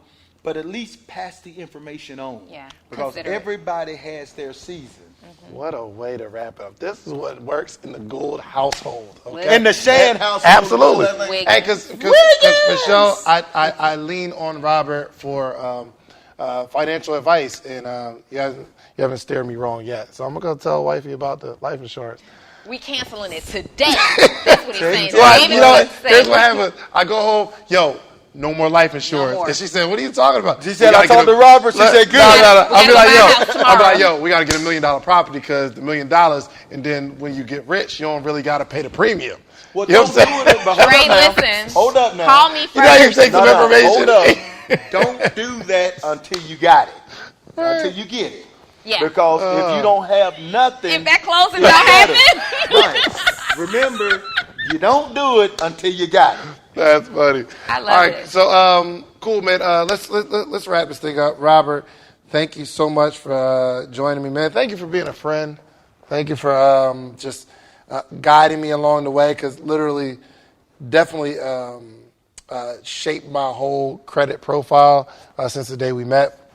And I really thought only white people could get American Express cards. I really did. Coming as a server, I get somebody that has an American Express card. I'm like, wow, this person's like super rich. You got yours? Yeah, I got a few. Just pull them out. It's just, the heart believes what I see. And while David's doing that, right quick. I've been in this industry since 2006, and I ain't ashamed to tell anybody. David has been the most, it's been a few after him, and most of them came from his tutelage. But before I got in this area of dealing with David in social media, David was by far the most coachable person I've ever seen. Jewish folks, Korean folks, Caucasian. David, and I tell people that, David was the most coachable person that I had, and that's why he got I wound, I'm not going to put my number. They ain't going to say nothing with it. They couldn't do nothing. See, with American Express, you good. Hey, man, people out here, they got zoom-ins and all that. So they will figure it out. I got 4 cards, and here's what's really, really cool. So I just got a building, and I know in the event that you need to use my cash, I have about 100,000+ on these cards where I can invest in my own business. And if I have like a sure shot where I just need to float some money and I could flip it and put in 100 and I get 150 back or whatever, I can do that because I really started paying attention to my credit. I was just talking to Dre yesterday, and we never not say that, but I'm educating her on credit because she would rather have more money in the bank but still have a balance. And I'm like, we got to pay the balance off because of the habits that we've been accustomed to. Yeah. It's cool to see it. We feel like if we have $5,000 here and we have $5,000 in debt, we're still good. I'm like, we need to take the $5,000, pay the whole $5,000. Let's start from zero and then start to build on top of that instead of with debt. And that's been a really, really important part of my life. So I'm out here lit. And let me quantify something, because some people saying, David, do you know if you get a cash advance? No. These are not cash advances. He's watching those numbers. I know.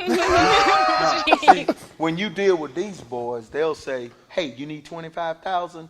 Here, we'll give you a separate $25,000. So I'm about to call them like when we leave here. You were saying I can. So not a part of the credit, not a part of so I have a $25,000 limit. Mm-hmm. If I call American Express, separate loan.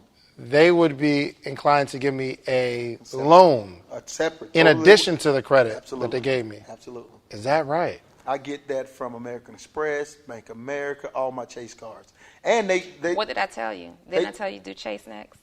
Yes, I went there, but they're gonna like help me refinance, but they said the line of credit will probably start off.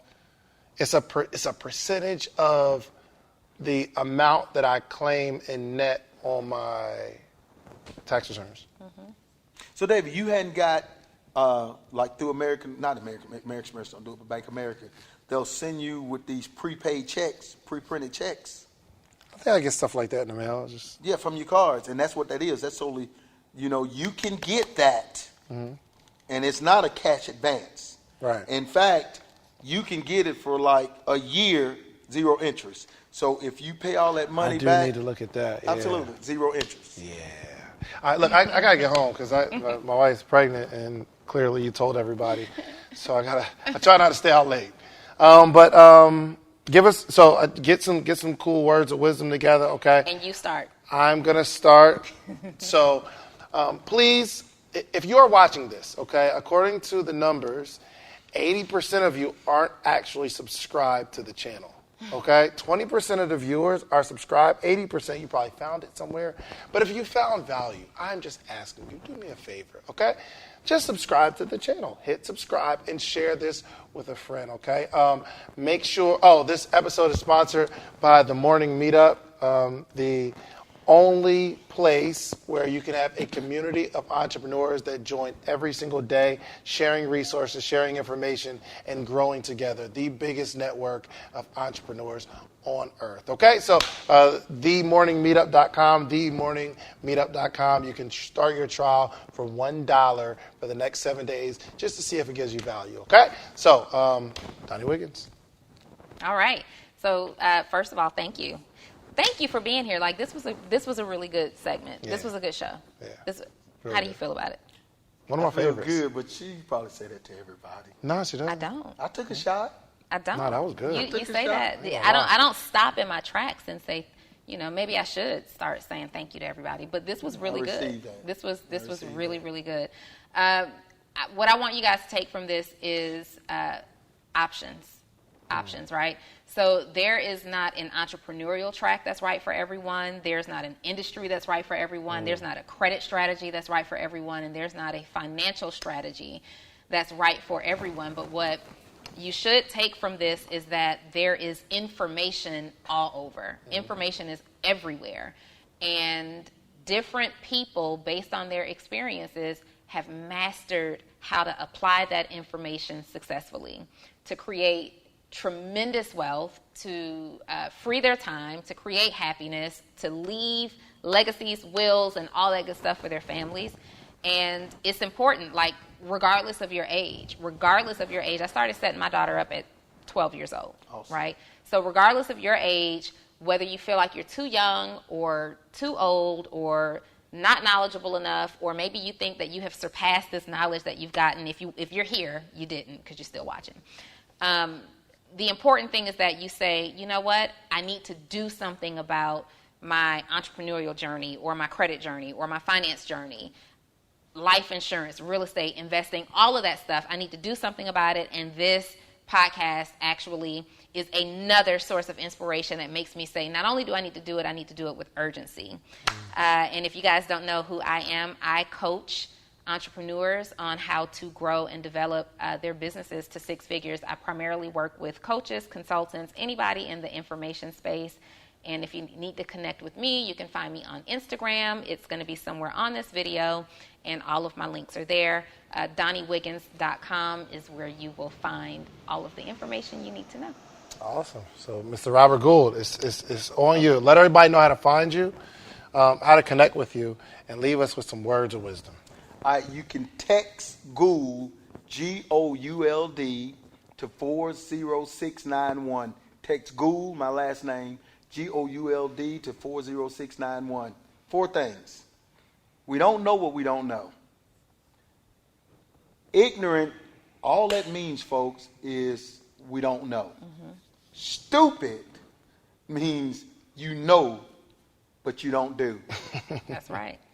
Remember, do your due diligence in anything that you do, and if it works for you and your family, then do it.